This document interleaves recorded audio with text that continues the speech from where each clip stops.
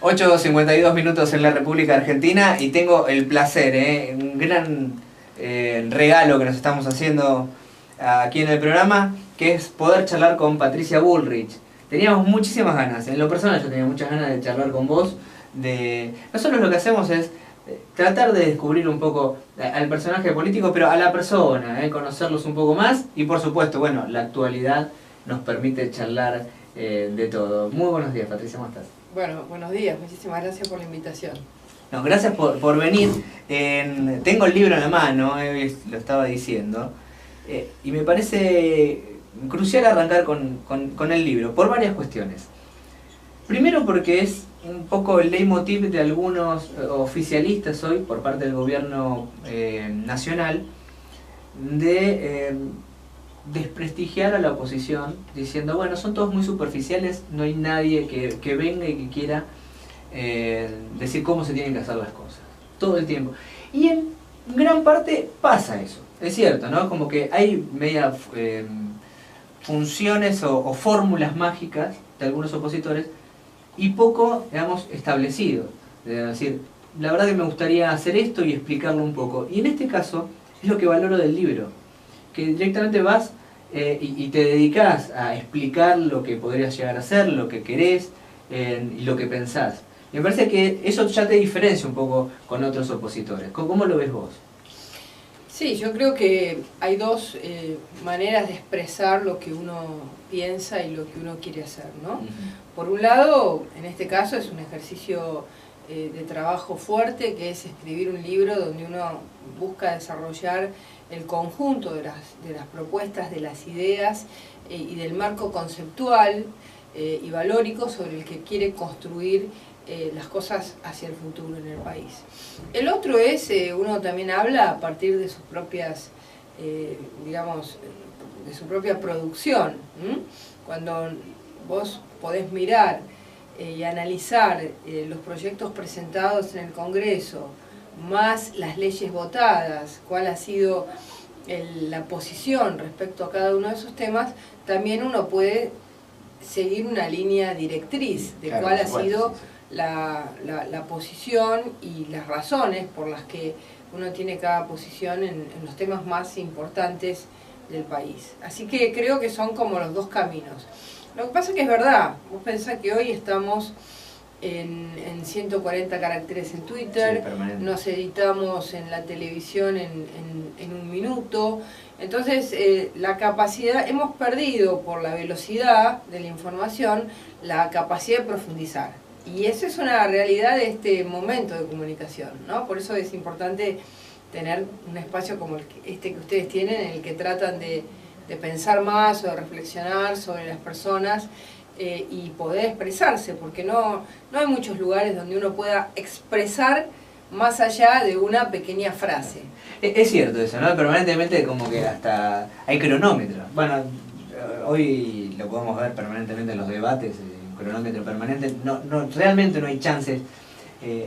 A mí los debates no me gustan demasiado porque en un minuto podés realmente desarrollar lo que vos querés y salir a competir contra otro. Es medio complicado. La verdad que si tenés que hablar en serio es complicado. Lo que pasa es que los debates en la Argentina siempre son forzados. Sí, claro.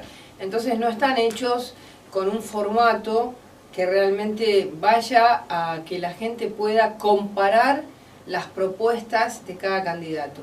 En los lugares donde los debates se han formalizado, y nadie puede decir que no a un debate, hay un formato de debate donde realmente tenés que ir a discutir el tema, y si te vas del tema, la gente ya dice, este se fue del tema, y eso ya es malo. Claro. En consecuencia, me parece que el formato del debate, la obligación que sienten los candidatos, el hecho de que vayan algunos y no otros, porque hay más candidatos a diputados de los que pueden haber ido el otro día a TN. Sí. También eso genera broncas, entonces me parece que tenemos que formalizarlo. Si no hay cultura política de hacer los debates, hagámoslo por una ley. Yo acompañé a un diputado Milman en una ley de debates que sería interesante tenerla. Recién estabas planteando esto de, bueno, sí, a través de lo que voto, de lo que digo, de los proyectos que presentamos. La verdad que la experiencia, la poca experiencia que uno ha tenido, ¿no?, me ha llevado a saber que la gente por lo general no sigue tanto eso. Realmente en la diaria se pierde un poco ese concepto y termina siendo después un tanto superficial. Por eso bancaba mucho esto, lo del libro. Sí. Porque se toma el trabajo también después de leerlo, incluso hasta decirte, mira, no pienso igual, pero me gustó poder conocerlo. Y eso me parece importante y no lo vi en otro candidato. Sí, claro. El libro, lo que pasa es que el libro es un trabajo, es un esfuerzo muy importante. Es un libro, digamos, extenso, no es un libro cortito, no es un libro de campaña, es un libro que intenta ir a la profundidad de las ideas en cada uno de los temas y por eso para mí es fundamental.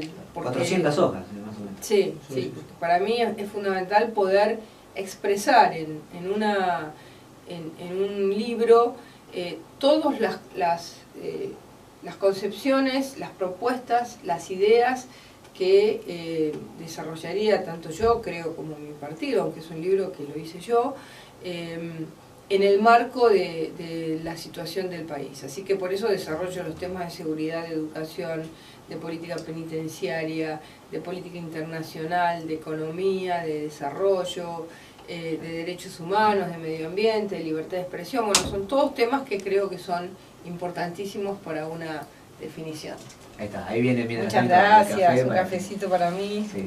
Gracias. La idea es que estés tranquila, cómoda y claro, que podamos charlar. A ver, ¿cómo es un día de Patricia Bullrich? La gente del otro lado, me imagino, la señora pensando que todo el tiempo, o te estás peleando todo el tiempo, ¿no? Digo, de la función política uno a veces piensa eso, es como muy primitivo. Los ve en la tele y que discuten, entonces uno dice, bueno, todo el tiempo están peleando. Y un político hace eso permanentemente y proponer cosas. ¿Cómo es la vida? ¿Cómo lo podrías describir? Bueno, en primer lugar decirte que en estos años vivimos como en una trinchera, porque la realidad de la política en estos años ha sido una política de blanco-negro, de amigo-enemigo, de buenos o malos, de oligarcas y populares. Todo ha sido una división. Cuando yo creo que la Argentina tiene un punto medio de encuentro, y esto te lleva a una crispación, a una tensión, a un estar atento permanentemente, que quizás la política en un tiempo de más diálogo, de más acuerdo, no es así. Entonces, es verdad, no es que nos estemos peleando todo el tiempo, pero hoy vivimos, en el caso nuestro, en un Congreso dividido de una manera tajante. A nosotros no nos gustaría que sea así, pero no hay espacio para el diálogo. Pero ni siquiera, por ejemplo, un saludo. Bueno, algunas veces hay diputados del oficialismo que no te saludan. Directamente no te saludan. Yo, cada vez que me los encuentro, le digo buenos días, buenas tardes. Algunos tengo una relación más cercana, otros más lejana, pero siempre trato de mantener una forma, ¿no? Y algunos no lo hacen. Entonces vivimos en un clima extraño. Ahora, ¿cómo es un día mío? Bueno, en primer lugar, en el Congreso vos tenés trabajo en general desde temprano en las comisiones. Las comisiones que yo integro son la Comisión de Seguridad, la de Legislación Penal, la de Comunicación Informática. Es decir, que tengo un trabajo, la de Industria, tengo un trabajo especial en las comisiones. Bueno, después en el análisis de los proyectos que manda el Ejecutivo, de los proyectos que vos querés presentar, de los proyectos que están discutiendo otros diputados que te los mandan para que vos los acompañes.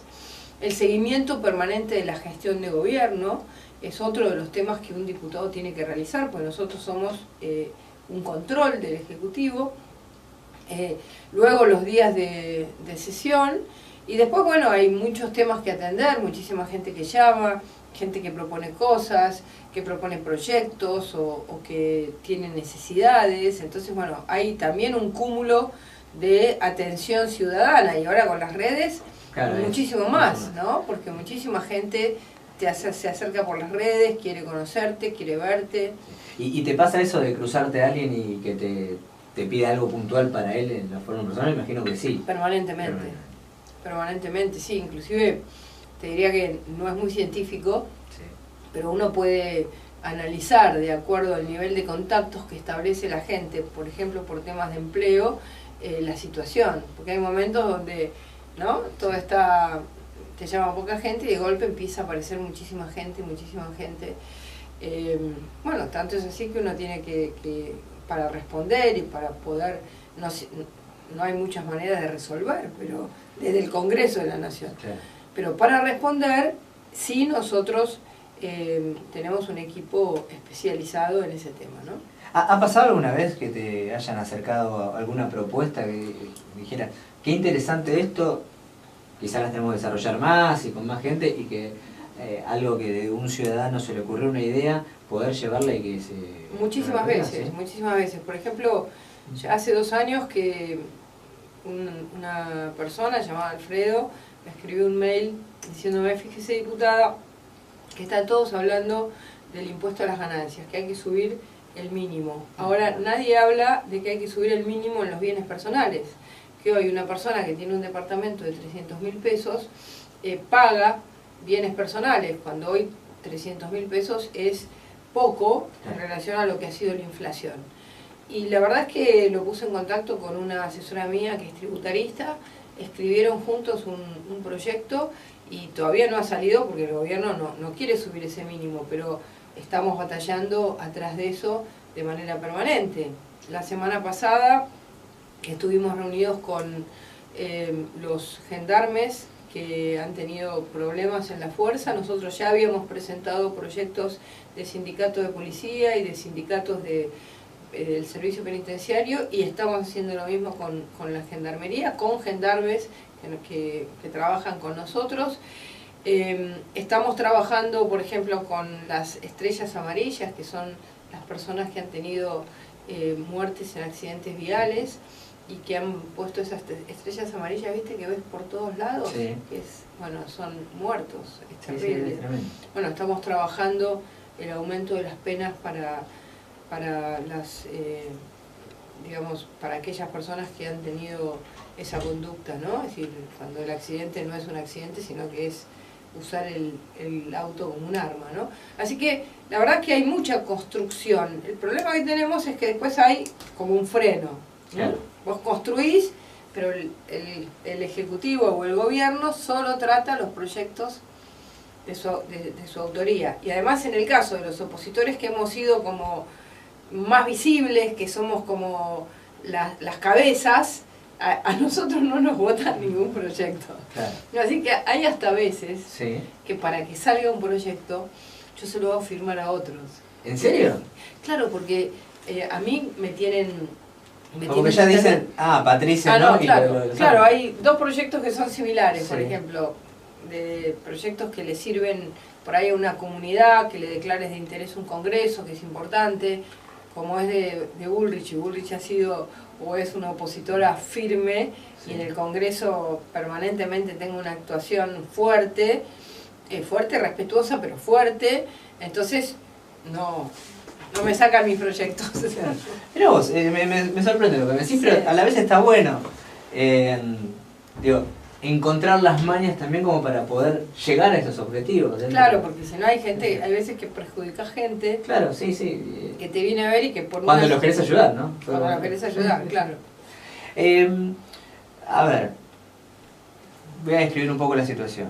Yo creo que este último tiempo se ha empezado a comentar ciertas cosas que son muy injustas y que siempre te empezaron a tocar a vos, ¿no? Se dice mucho como que te pasás de bando a bando o que haces uniones con distintos frentes políticos y siempre, o siempre no, pero la mayoría de las veces como que te apuntan a vos. Y me parece que es una cuestión ya básica y clara de la política, y podría decir varios nombres que han pasado lo mismo, pero no sé por qué siempre como se la agarran con vos.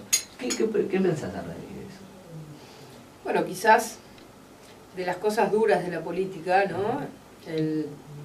La corrupción, todas aquellas cosas que invalidan totalmente a un político, mi conducta ha sido intachable. He pasado por la gestión y no he tenido una sola causa. Entonces quizás esa es la razón. Por otro lado, bueno, también por ahí tiene que ver con que Unión por Todos, el partido que yo pertenezco desde el año 1997, son muchos años ya, ha sido un partido que ha tenido menos visibilidad que por ahí otros candidatos más mediáticos. Entonces, en vez de decir, viste, hay una alianza entre fulano y fulano, dicen, Bullrich se fue con. Claro. Y no es verdad, porque yo he mantenido siempre en nuestro partido una idea muy clara, la lucha muy fuerte contra una manera de hacer política, una manera de lo que yo llamo en el libro el poder hegemónico o el poder corporativo, el poder por el poder mismo. Siempre he buscado una tercera vía, no creo que los partidos, el bipartidismo o el viejo bipartidismo argentino de peronismo o radicalismo puedan solucionar los problemas del país. Creo firmemente en la necesidad de que en la Argentina se oxigene con una nueva vía. Y vos fíjate que esas vías han tenido impulso y se han caído todas, ¿no? Si uno piensa en los últimos 30 años de democracia, piensa en Bordón, que se levantó y cayó, piensa en el Chacho Álvarez, que se levantó y cayó, piensa en López Murphy, que le pasó lo mismo, piensa en Carrió, que le pasó lo mismo. Entonces, han sido como impulsos, auges y fracasos. Y yo voy a seguir, y mi partido vamos a seguir insistiendo en la construcción de una alternativa que no reproduzca una cultura política donde el uso de lo público, el uso de los fondos públicos, la corrupción, el poder por el poder mismo, sea la práctica. Y lo vamos a insistir. Y bueno, me llevaré esa cruz por esta decisión.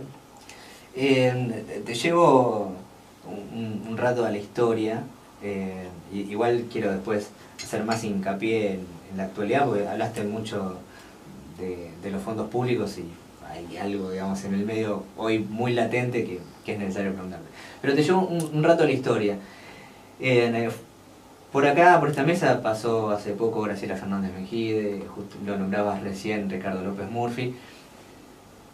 Graciela me parece mucho más vinculada hoy, después Ricardo y vos han logrado un gran trabajo, creo que los dos, incluso has hecho elecciones muy buenas, con mucho esfuerzo, pero pertenecieron a la época de la alianza, ¿no? Y hubo una frase de Mejide que a mí me llamó mucho la atención, que Ricardo la compartió y subió la apuesta, que es la de decir que si en el gobierno de la alianza se hubiese mantenido una soja a $500, no solamente hubiese sido reelecto, sino hubiese sido uno de los mejores gobiernos de toda la democracia argentina. ¿Coincidís con eso o no? ¿Cuál es tu parecer de eso?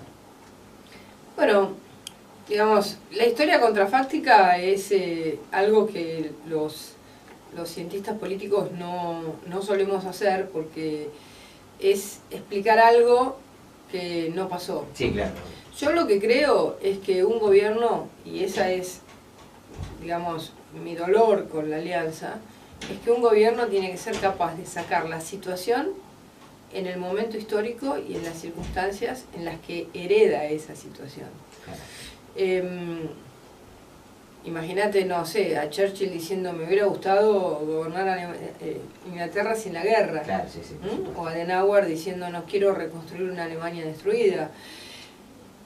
Yo creo que en ese momento lo que uno tiene que hacer es decir, tengo esta situación, tengo esta realidad, tengo este diagnóstico, tengo estos recursos y con esto tengo que sacar el país adelante. Y creo que ese error de diagnóstico, de no entender lo que significaba algo que la Argentina no iba a sostener, que se intentó sostener como la convertibilidad, cuando ya Brasil había salido de su pseudo convertibilidad, fue un error muy serio, ¿no? Y creo que, digamos, la otra es una respuesta que no es que no la comparto, pero me parece una respuesta facilista. Claro, bajo buenas circunstancias quizás cualquiera puede ser el mejor presidente de la historia. Exactamente. Comparto eso. Si tengo que tratar de entender un poco lo que me estás diciendo, ¿crees que hubo más un tema de liderazgo? a la hora de tomar porque decisiones. además, claro, porque además, fíjate, si no, a lo que nos llevaría la situación, ¿no?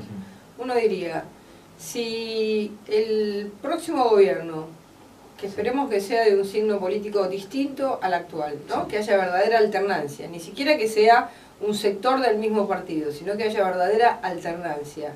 Dice, las condiciones en las que me dejan el país me impiden gobernar, entonces el partido de gobierno eterno te va a decir, déjenme a mí. Claro.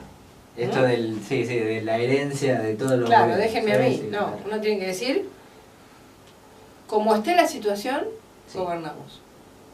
Me parece clave. Me encanta que me puedas decir eso porque es algo que comparto yo también. Si no, no tiene sentido, digamos, tampoco el trabajo político. Claro. Bueno, volvemos ahora a la actualidad. Te corté tu... No, me parece fantástico. Pregunta. Volvemos a la actualidad. A ver, entre tanto tiro y afloje de la Corpo, como le llaman algunos, del Grupo Clarín, por el otro lado el gobierno nacional, y bueno, esta causa permanente de los idas y vueltas de si se usó, si se robó o no se robó, el blanqueo de capitales y sobre todo de dinero del Estado. ¿Qué pensás vos? Digo, ¿es solamente una presión de intereses de unos y otros? ¿O realmente puede llegar a haber estado esto? Bueno, en primer lugar, hay muchas denuncias hechas y muchas en curso y en investigación. Si nosotros tomamos, para tomar un paradigma, ¿no? El yacyretá del kirchnerismo, Chicone, es una clara acción que te lleva a una necesaria investigación penal. Está en curso, nosotros le hicimos, le pedimos juicio político a Vudú. Lo mismo el hecho de esta cartelización enorme que existe de la obra pública en muchísimas provincias. Hay muchos casos para investigar. Y yo creo que, bueno, la justicia está comenzando a investigarlos. Por otro lado, bueno, evidentemente ha sido tan fuerte el intento del gobierno de clausurar determinados medios de comunicación que ha habido una reacción de esos medios y quizás si antes esa noticia la hubieran puesto en la página número 10, hoy la ponen en la tapa. Claro. Eso es una realidad que existe.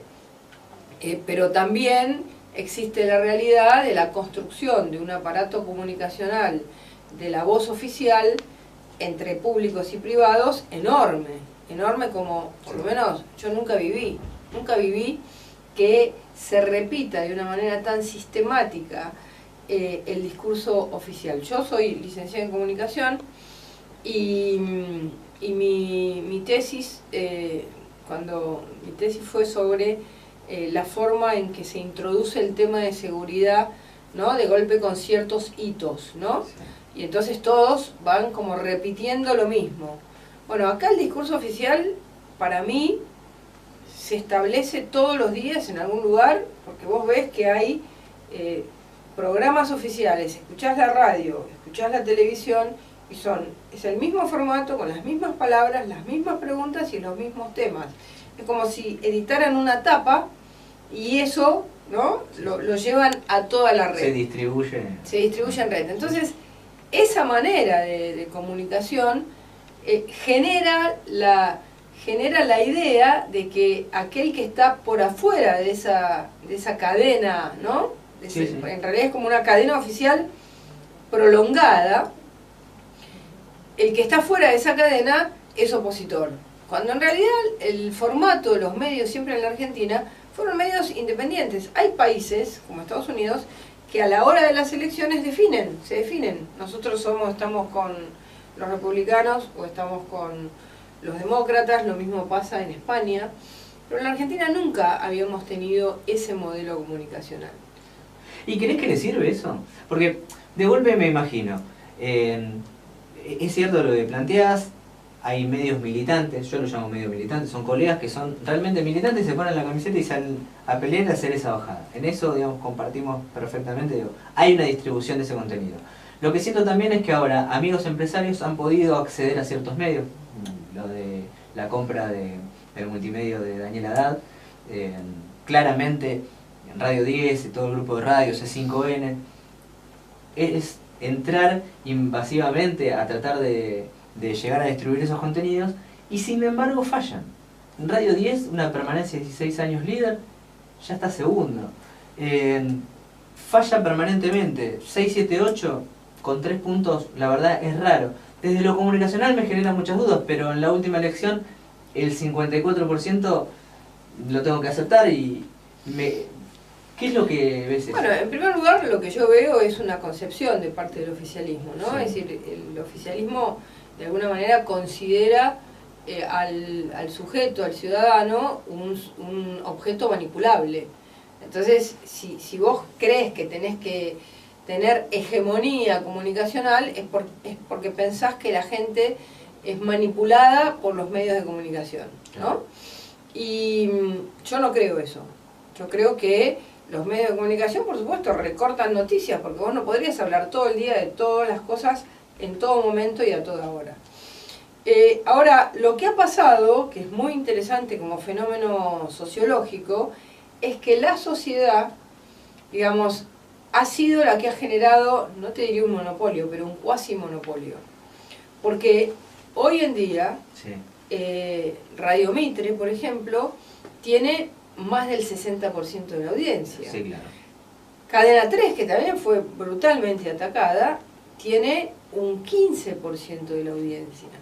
Entonces vos decís, ¿cuántas? Ustedes me imagino que tendrán buena audiencia, Sí, pero sí, nosotros estamos bien. me imagino que, digamos, pero si uno piensa Sí.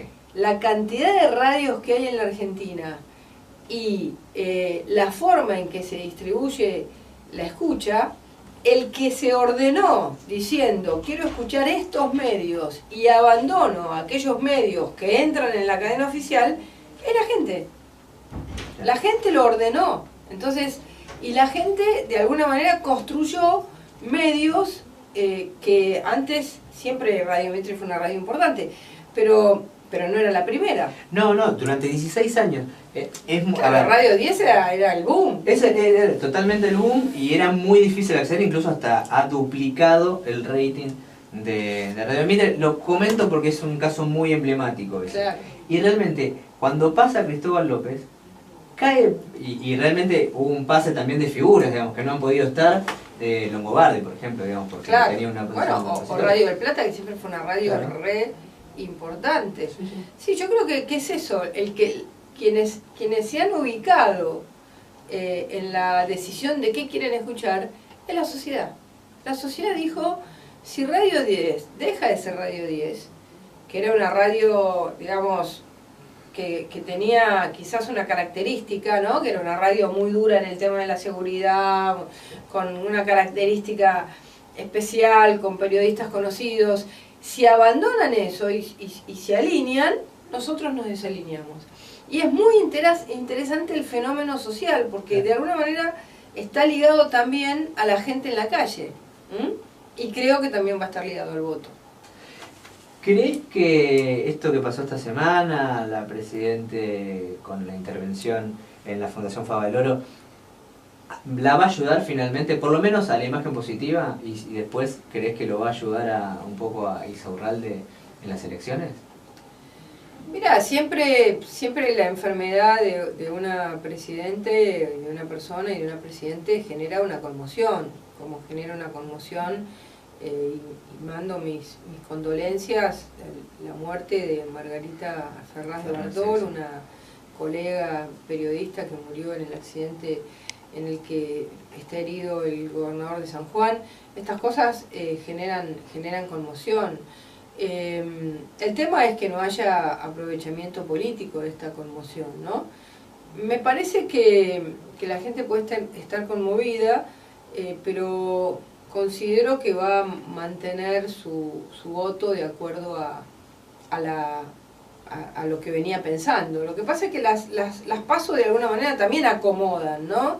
Entonces, puede ser que exista después de las PASO un reacomodamiento. Por ejemplo, me contaban colegas que están encabezando las listas, por ejemplo en Jujuy, Mario Fiat, de la Unión Cívica Radical, me contaba que él tiene un régimen a nivel provincial de ley de lemas y tiene 25 lemas del oficialismo. Entonces, o en Formosa hay 60 lemas del oficialismo, ¿no? Que está peleando Ricardo Burjaile.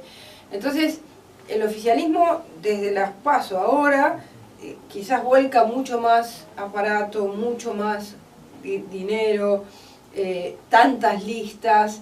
Entonces hay como un reacomodamiento. Quizás por polarización, quizás por uso de aparato.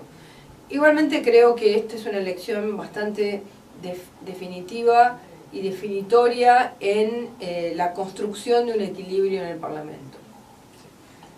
Por la diferencia que va a haber, porque ya han perdido una, me acuerdo. Sí, porque digamos, esta mayoría automática que tiene el oficialismo creo que no lo va a tener. Creo que le va a costar, creo que va a tener que sentarse a hablar. No sabemos si se va a sentar a hablar, porque hasta ahora no sabemos si saben, porque nunca se han sentado a hablar. ¿Cómo es esto de trabajar y en conjunto con el PRO ahora, con Mauricio a la cabeza? Tengo entendido que con quien empezaste a hablar un poco fue con Horacio Rodríguez Larrete, que empezaron a hacer esta unión entre Unión por Todos y el PRO. Bueno, en primer lugar, nosotros venimos trabajando como Unión por Todos con el PRO hace muchos años en el Parlamento, ¿no? Yo entré en el 2007 y desde ese momento con Pinedo y con Bertol y el bloque del PRO hemos trabajado siempre y hemos tenido, la verdad, muchos puntos en común, salvo algunos temas en los que tenemos una mirada distinta.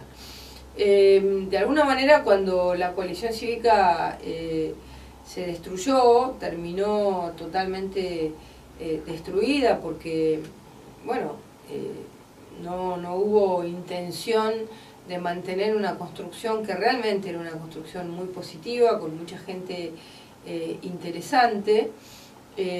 Esta alianza que nosotros ya habíamos establecido en el Parlamento, la seguimos adelante, ¿no? Y bueno, primero con el bloque de diputados, después con Horacio Rodríguez Larreta, con el que mantuve conversaciones y reuniones muy seguidas sobre cómo establecer digamos, cómo ir construyendo este acercamiento a partir de la discusión de ideas, de ver temas de la gestión que quizás nosotros teníamos ciertas dudas, que pudiéramos verlas, que pudiéramos entenderlas.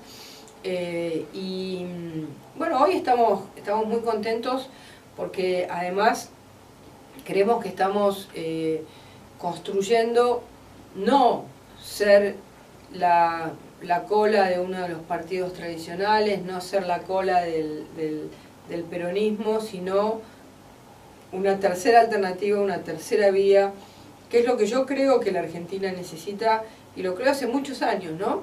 De alguna manera, como pasó en Brasil, como pasó en Uruguay, cuando hay buenas gestiones locales, eso genera la posibilidad luego de mostrar eso a nivel nacional, y es un camino interesante.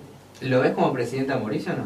¿O es muy pronto todavía? Mira, a mí me parece que lo fundamental de la construcción de una fuerza es la construcción de la fuerza en sí misma.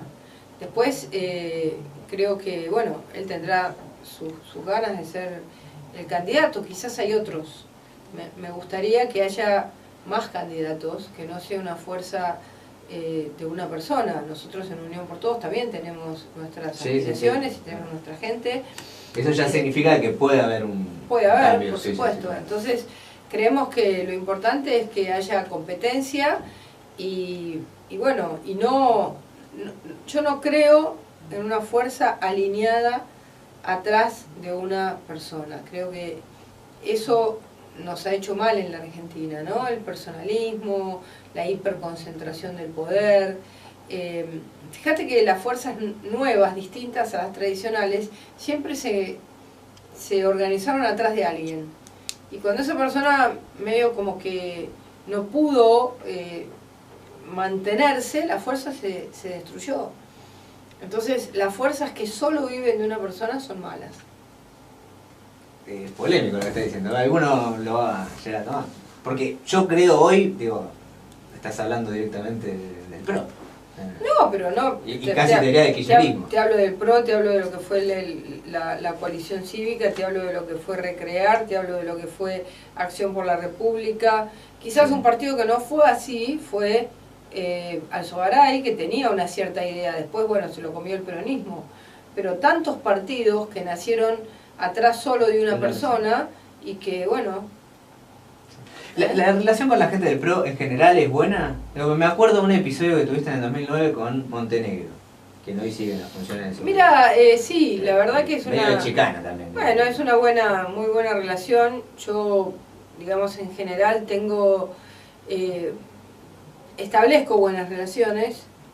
Tengo una personalidad quizás un poco avasallante en el sentido que donde trabajo me muestro y estoy así en un lugar como que quizás algunos pueden sentir, bueno, nos viene a sacar lugar, pero mi objetivo siempre y ya a esta altura es promover otra gente, por eso estamos promoviendo los candidatos a legisladores, nuestra lista con Iván Petrella, con Juan Pablo Arenaza, que es de nuestro partido, que va en segundo lugar.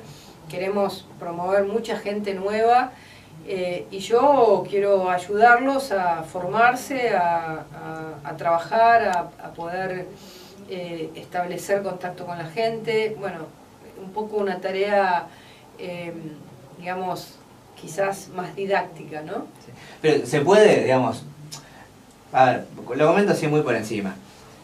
Porque es difícil cuando una cosa es que hablen mal de lo que uno piensa o de las ideas que uno tiene y otra cosa es apuntarte directo. En su momento hubo un episodio donde fue por un tema de un control de alcoholemia.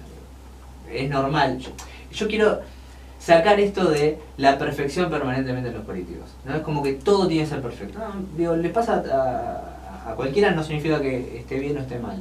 Pero en ese momento me acuerdo que Montenegro fue lapidario en un montón de cosas y era permanentemente hablar de vos. Entonces, a la hora de cruzártelo, está bien, el saludo no te lleva a nada, pero me generaría a mí como una especie de decir, pero vos la verdad me quisiste destruir hace un tiempo atrás.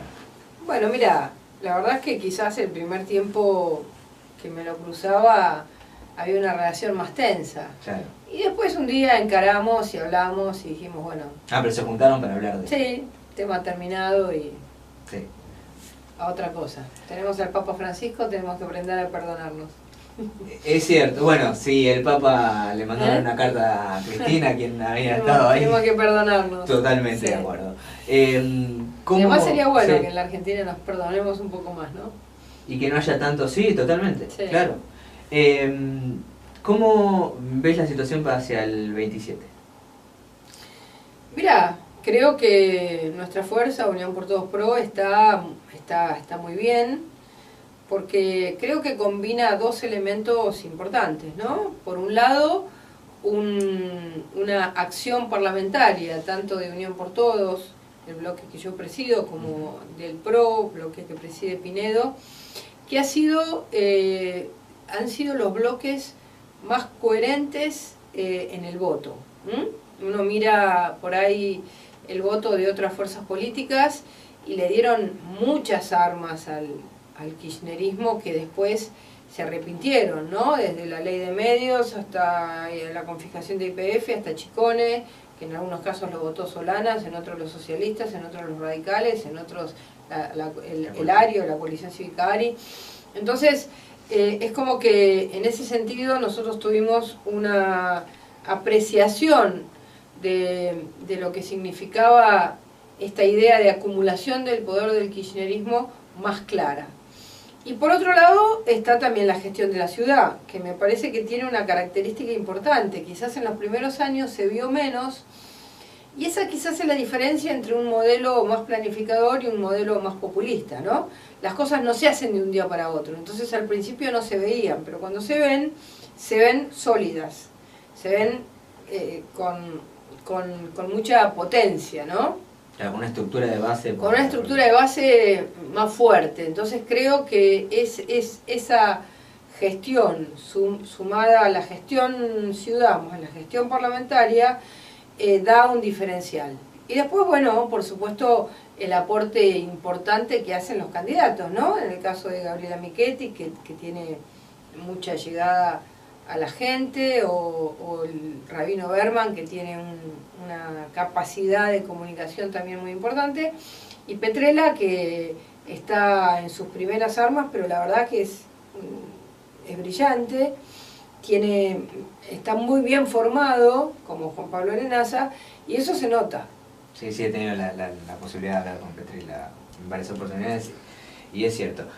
La última, y la verdad agradecerte que esté, ¿ganaron o les ganó a UNEM?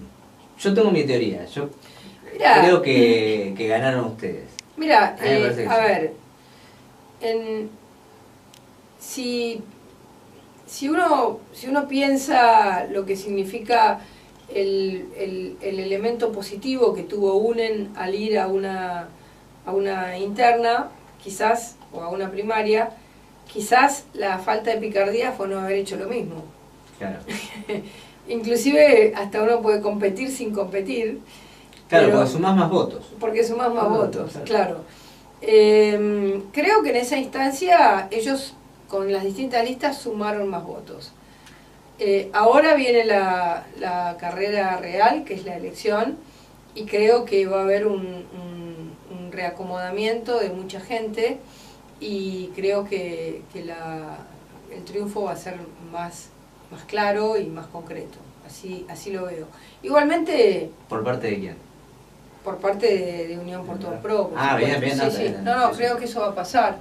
Igualmente, digamos, hasta el 27, bueno, hasta el 25, porque empieza la veda, no hay que descansar, hay que seguir en contacto con la sociedad, hay que seguir hablando con la sociedad y no descansar. La elección se gana el día que se gana.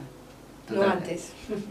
Patricia, muchísimas gracias por estar acá. Yo, la verdad, me quedo enganchadísimo con el libro. Yo propongo que se los recomiendo. Me parece que es una forma distinta también de comunicar la política. Y es sumamente interesante sobre todo para los que decían, no hay nadie que pueda poner una base de cómo piensa, lo que quiere hacer o cómo hacerlo. Así que me parece que está bueno. Bueno, después me lo comentás. Sí. Dale. Nos tomamos un café y me lo comentás. Sí, totalmente. Esta charla fue mucho más extendida. Por teléfono después vamos a hablar después de la actualidad distinto. ¿La pasaste bien? ¿Cómo? Muy bien. Muchísimas gracias. Gracias a vos por venir. Hacemos una pequeña tanda y después ya venimos y nos despedimos.